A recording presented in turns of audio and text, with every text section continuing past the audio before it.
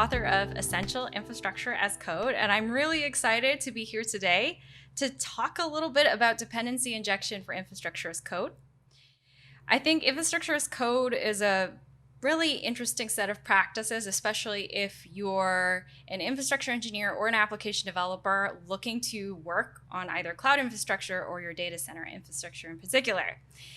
And what it boils down to is a set of practices that allow you to treat infrastructure as much as you can as software.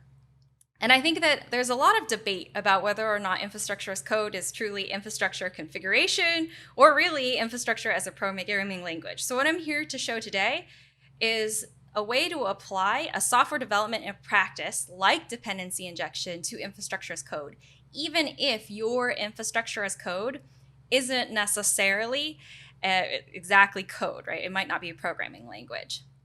Now, if you're curious to know what I'll be showing today, I have a repository. You could go to this link. So if you're interested in looking at the code examples yourself, you're returning back to them, you're welcome to deep dive and examine them. It's the same repository as I have the code for my book. So there are many more examples in there. Just check out the subdirectory labeled /live. And so the one thing I want to start with is that today I'm going to be using an Amazon Web Services account. Most of the examples that I have are in Google Cloud Platform, but I wanted to show a little bit of an alternative in Amazon Web Services. I'll also be showing Terraform for a domain-specific language today and Python for a programming language. Now, Python's a little bit interesting.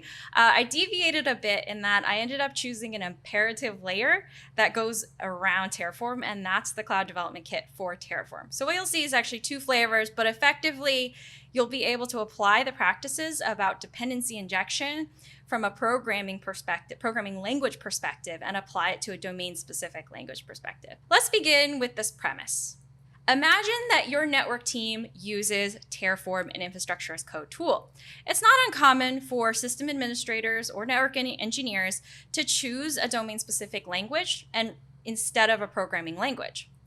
Your network team creates these networks for the application teams to use, right? Using all the best practices that you're trying to make sure things are modular, you're trying to make sure infrastructure is self-service, you at least want to create the network for other teams to consume. And in this case, the network team has created the networks for application teams to consume. Application teams don't really need to know about the IP address blocks. They just need to know whether or not they can consume the network and services can communicate with each other. The network team creates an AWS VPC and subnet under the network directory. Now, the network directory is just a representation of a module. You don't need to have the network directory specifically in your repository. If you're doing like a mono repository or a single repository structure, you can separate that out. But imagine in this problem space, the network team puts it under the network directory. You're on the pizza team. Now imagine you're the pizza team. You're an application team that deploys an application that serves pizza. And as the pizza team, well, you need to build your server on top of the network and the private subnet that the network team has given to you. It's a pretty commonplace approach in that you might just get the network, but now you have to actually build something on it. In this case, let's just build a server. I use a network and a server example because it in some ways is a very common denominator for anybody who's building infrastructure. So imagine you as the pizza team, you're building the server on top of the network that the network team has provided to you. Now you could go into the simplest solution, which I've done, and that is to hard code the network configuration. So what I mean by this is that if you examine the existing, let's say, situation in the Python code that I do have, what I've done is hard-coded the subnet identifier and hard-coded the Amazon machine image identifier as well. Now, both of these are great. I mean, I've extracted them from the network. Imagine from the networking team, they may just give you these identifiers over email or by message. Perish the thought. But if you have been given these hard-coded identifiers, well, you can just put them in here. On top of that, I have to ask the team whether or not the network has been deployed in a specific region. So in this problem space, I have hard-coded 3 different attributes.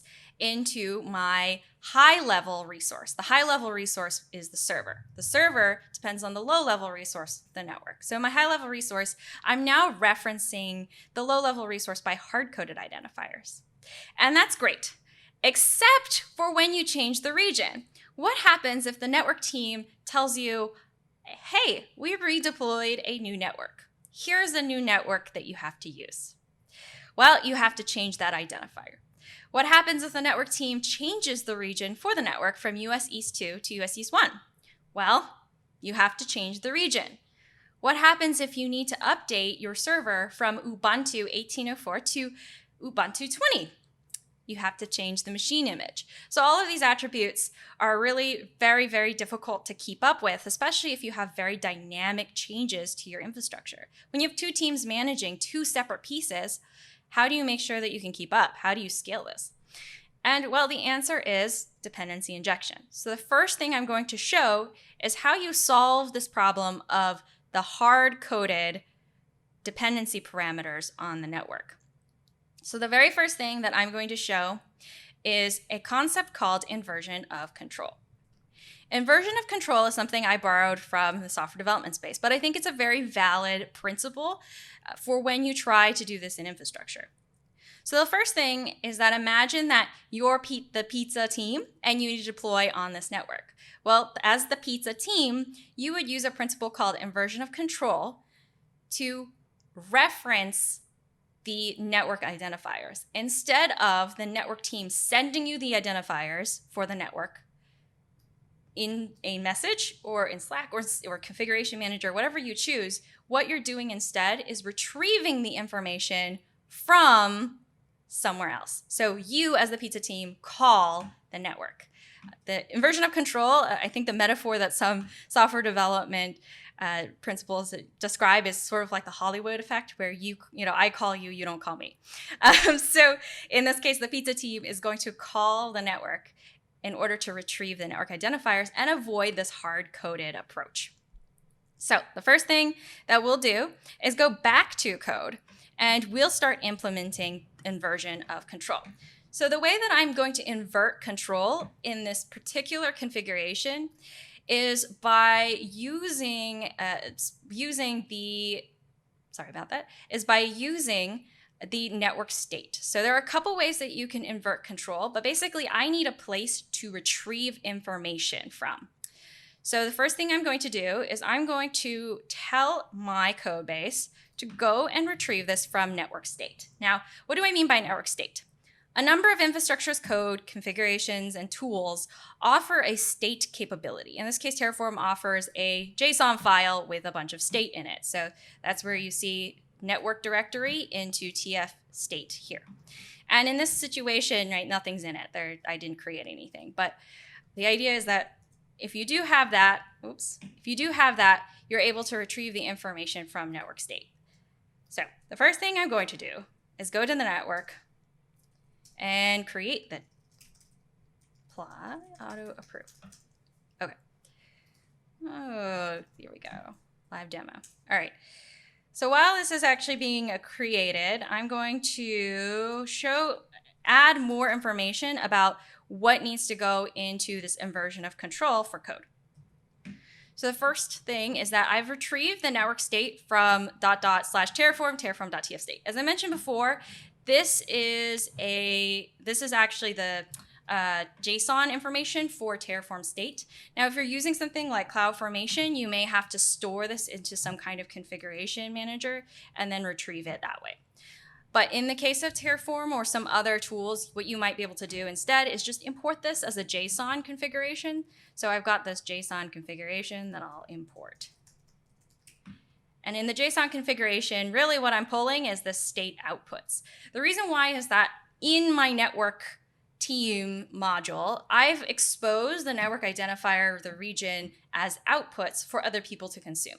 This is really important, right? If you're thinking about this from a software development standpoint, that's a contract between the application team and the networking team. They're going to get the outputs that are specific to the network identifier and the region information specifically.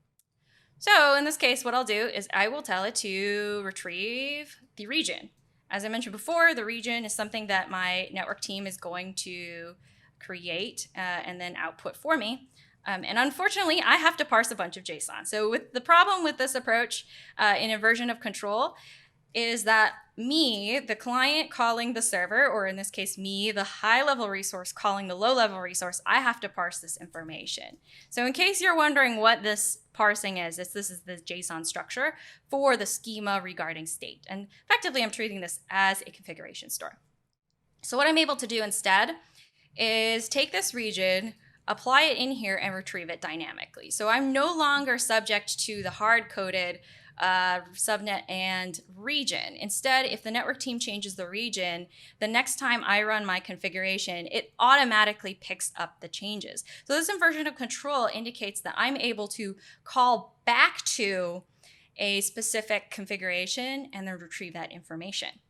Now, if you're doing this in, let's say, a domain-specific language like Terraform, Terraform is a little bit different, right? You have to use the constructs that are being offered to you. It's not quite as simplistic. So in the case of Terraform, there are functions that you can use to achieve this similar approach. Not every infrastructure as code tool has it, but a number of them do. And one of the ways that you can achieve this, at least in the infrastructure, in the Terraform infrastructure specifically, is using something called the data source. The data source is a way to retrieve any kind of information from any configuration store. And in this case, I'm able to retrieve this from the Terraform remote state and then specifically regard a path here, right? Oh yes, this is excellent. So the idea is that when you have the Terraform TF state, you're going to retrieve this from a configuration store. In this case, I have a local JSON. You probably might use some other S3 bucket, something else, right? In this remote state, I'm able to reference the information that I need. So for example, I hard-coded the region. I passed it as a variable, but if you're familiar with Terraform, var.region is something that you pass in as a hard-coded input. So what I'll do instead is retrieve the region from the data remote state command. And then subsequently in the server itself, what I'm able to do, or at least in the variables, I can actually abstract away some information about the subnet ID. So what I'll do here is instead of having the subnet ID being passed by a variable, I am instead going to put something called a local and retrieve it from the subnet in state. All right. And in that case, I'll just change this to local. And what that's doing is retrieving a local. Now, why do it this way? I like further levels of abstraction in my Terraform configuration. You may choose not to. In the case of CloudFormation or other infrastructure as code tools, you may have to retrieve and parse additional information, and the internal constructs within the tool may or may not allow you to do that. So definitely check into it, make sure. But that is effectively inversion of control. As someone pointed out, that's the Hollywood principle. Thank you for those who are participating. And so that will give you sort of the first step to decoupling dependencies in your infrastructure. Anytime I make a change to the subnet or the region as the network team, I don't have to worry. I just need to communicate to the application team, hey, you may need to rerun this just so that you pick up new configurations because you are depending on my network. All right. So with that, we'll move to the next one. And the next one is dependency injection. Dependency injection is a fascinating, dependency inversion is a really interesting one to me because what it's doing is saying I need to offer a layer of abstraction between my high-level dependency and my low-level dependency. It was a little confusing to me when I first started, at least in the software space, understanding what dependency inversion meant. And it occurred to me that we actually have the ability to do dependency inversion in infrastructure with a little bit more ease than we expect. Yes, there's lightning going on in the background. I apologize, those who are watching the video. So if you're interested in dependency inversion in particular, you actually have a number of layers or abstraction layers in infrastructure in particular that you can use. The first is an infrastructure API. In this case, I can make a direct call to the AWS API and retrieve the live information and the live state from those resources. I could also use, let's say, a configuration management store that serves as my abstraction layer. I can use a translation layer of sorts that I've written myself to offer that information to any higher level dependencies. So in the case of the pizza team, the pizza network does not have to do anything. Even the outputs don't have to matter, right? So the network team doesn't even have to add outputs. What they have to do is just give tell them, hey, I created a network, give the pizza team a heads up. And the pizza team uses the AWS API as a contract of sorts to retrieve the information that they need to create the servers. And that's where dependency inversion is really interesting to do. So let's think about dependency inversion in the case of our example. When we think about dependency inversion in the Python example, we're going to look at trying to retrieve information from the AWS API. Now, retrieving information from the AWS API is really nice in Python. You can use a library called Boto3.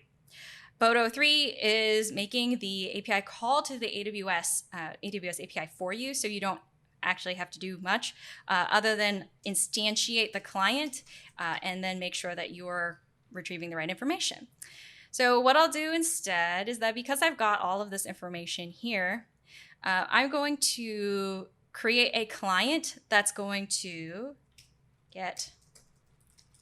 instantiate Boto3 and get the initial credentials to log into AWS first. So let's do this and then region. So what I'll do is I'll pass the region through to this client. Now, there are a couple ways that you could do this. I'm just doing this for the sake of just be quick and also for the sake of expediency in this case. But you may choose to have more complex abstractions, especially if you're familiar with working with a programming language. If you're not so much, I'll definitely be showing the domain-specific language like Terraform so that you can get a sense of the pattern itself. But in the body, what I need to do is actually retrieve more information about getting the subnet ID. So I've instantiated the client, but what I really want to do is get the subnet ID dynamically. So I'll get the subnet, create a function to separately get the subnet ID. And the reason why I would do this instead of using, let's say, state or a configuration store is that if someone goes in during a break glass scenario, for example, a break glass scenario is that there's an emergency change, you automatically have the information you need in order to create and update any higher level dependencies that you have. The trick with having the state or for kind of a static configuration store is that you may or may not have it updated correctly at any given point in time. So you have to make sure to update it anytime you make changes to lower level dependencies like the network in this case. All right, so we've got name, tag, environment. What I'm doing is retrieving the subnet IDs by tags and values. Why am I doing this instead of searching for IDs? Well, the thing is, I don't know the ID of the network. And quite frankly, as the network engineer who might be creating this, I might decide to change it. And so it's really helpful to talk to the networking team or talk to your organization before you do this about what kind of tagging that you're going to establish, right? You have to be able to find that subnet somehow. And in this case, I'm finding the subnet by tags and filters. And this only really works if you have the right kind of tags and the right kind of filters in place to do a more dynamic search. But I do not recommend you search by name. Searching by name will kind of come back to bite you, especially if someone changes the name. But I think team and environment are great tags to look for, and then you can subsequently parse out the subnet ID if you have multiple subnets. All right, so first thing here, we're going to retrieve the subnet ID. I'm going to leave the region, but I'll change the subnet ID so that I'm actually using my function. So I'm going to get the subnet ID, and I have to pass a client, which it turns out I didn't instantiate the client, did I? EC2 client. EC2 client. So let's create the client. EC2 client equals client. And it is the region. So in terms of order of operations, let's make sure that I instantiate that. So we'll keep the region as the opening the Terraform state. We'll pull it from region value. All right, so now that I've retrieved the subnet ID more dynamically, what I'm able to do is pass that subnet ID once again to the instance, right? So any changes I make, I can do this at the top of my code base, the top of my script. I don't necessarily need to change anything that goes into the instance. Now, just to show that this is actually working, I'll go into the server and then the Python command. And what we'll do is we'll do cdk tf-diff. CDK for Terraform is a Python or JavaScript or name your language wrapper around Terraform. I'm using it today just to show some of the differences and to be able to show the Pythonic approach to it, but you can use it for JavaScript, TypeScript, any of the others as well. All right, well, unfortunately, its client got an unexpected argument region. So let's make sure that this actually works. I have region value, open Terraform state. All right. Well, anyway, so in this case, you're going to retrieve the EC2 client and then use it to instantiate and grab the subnet ID, right? And this is something that's happening a little bit more dynamically. All right. So let's go to the final portion of this, which is to put it all together. Now, remember, you're the pizza team and you're working with a network team, and you want to synthesize all of these approaches and hopefully decouple the server configuration from the network configuration, right? And well, you decide you're going to combine both inversion of control and dependency inversion. So what you're going to do is you're going to combine the I will call you, right? You don't call me, I'll call you. So the server will call the network, and you'll combine dependency inversion, which is adding that abstraction layer via the AWS API. And at the end of the day, it looks a little bit like this, right? You've got your network here, and the network has dynamic information that is available to you in the AWS API. You also have the dependency injection, right? Where you can go from the server, right? Server is able to retrieve the information from the network as well as some of the other information from state. So we're actually going to combine the two principles that we showed today, as well as the two code bases that we showed today. The reason why I'm combining the two is that sometimes you don't want to use the AWS API for things. And one reason you might not want to is that it just doesn't make any sense. So for example, does it make any sense for me to use region, right? Well, the answer is not really. It doesn't make any sense for me to retrieve the region from the AWS API just because I don't necessarily know where I could best retrieve it in the first place. So that doesn't really help me. The other important thing to recognize, especially when you're doing dependency injection, it's to understand when you should retrieve it from which abstraction, right? So in this case, I'm choosing to abstract the region specifically. Let me scroll down this way. I'm choosing to extract the region from Terraform state. I'm also trying to extract the region specifically from, let's say, I'm extracting the region from the Terraform state of the network, but I'm extracting the subnet ID from the AWS API. All right, so let me make sure that this is set once again, and then I'll go back to a code. Okay, so what this looks like from an implementation view is that it looks a little bit like this. The first is that I retrieve the region from this JSON file. So in this JSON file, I've got a bunch of outputs, including the region. So I'm choosing to take the region from network. So I've worked with the network team and I said, hey, can you output the region for me? And I'm able to retrieve that using that configuration interface. Still me calling, so that's still adhering to the principle of inversion of control. Okay. The second is EC2 client, and that's retrieving information dynamically from the AWS subnets that I have in existence. So what you got is like the AWS get subnet ID, etc. We did this before. The other nice addition to this that I will say was kind of cool was the AMI ID. This is actually also using dependency inversion. By extension, it's using the AWS API in order to retrieve the Ubuntu AMI. So that's what's really neat about that. All right, so we'll try this once again and see if it works. If not, we will go to the Terraform example. I did say that I was going to show a domain-specific language example, and a domain-specific language example I think is a little bit more complex in some ways. The domain-specific way that you do dependency inversion usually involves some kind of data retrieval within the capabilities of the infrastructure as code. So what's important to recognize when you do this in any kind of infrastructure as code, you need to find a function that does this. Not every function will do it.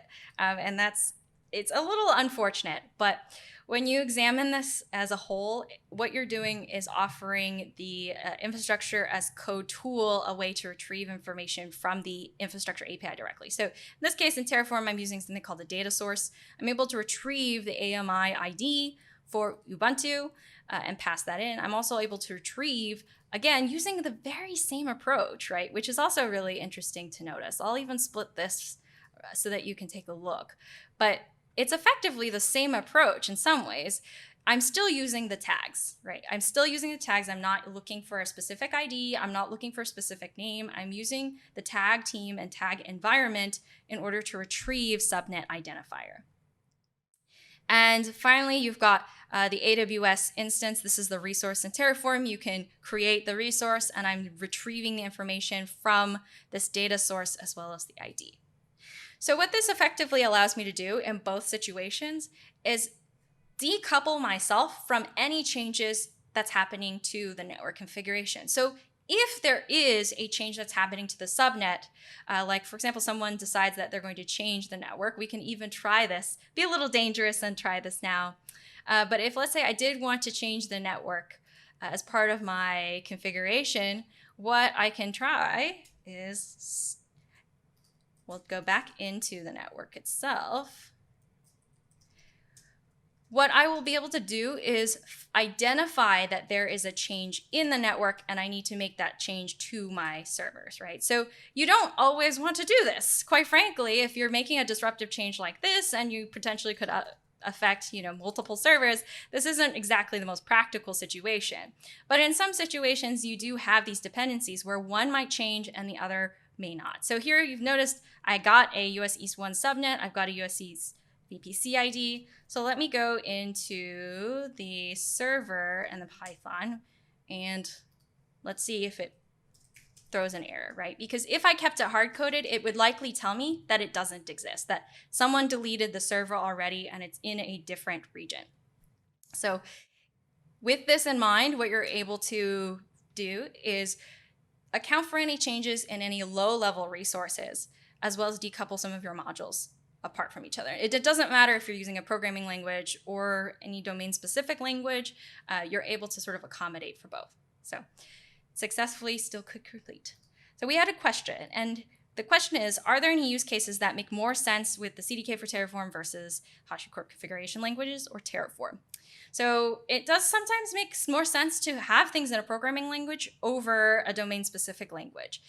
The reason why is that maybe you're more familiar with it, right? And you don't necessarily want to go in and learn HashiCorp configuration language. But there's also some other components to this. If you have a workflow that's heavily dependent on a programming language already, you may just want to unify that workflow by adding and extending an infrastructure as code tool with that programming language layer on top of it.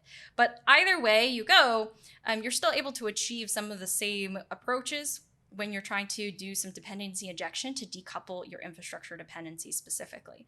So if you do this from the very beginning, what you're able to do is identify problems and changes in your lower level infrastructure, and that way you can get that information and propagate that to higher level resources, like in this case, a server. This was a very short overview of dependency injection. And I think that there's a lot of more information that isn't necessarily covered, a lot of patterns as well. If you're curious to learn more, the link to this repository is located here. I also have a link to the book. If you're interested, you can check it out. There are a couple more patterns in there. That's not just about dependency injection, but in general, trying to decouple dependencies between infrastructure resources. If you have any questions at all, you're always welcome to get in touch with me at any social media handles. But in the meantime, give it a try. If you take a look at your infrastructure as code the next time and you find yourself hard coding and passing in specific parameters and variables, take a look and try to decouple them by first checking out if you have some implementation of inversion of control, where your high-level dependency references the low-level attributes that it needs, and also whether or not you have an abstraction layer like dependency inversion. combine the two, and then you get some form of dependency injection for infrastructure as code.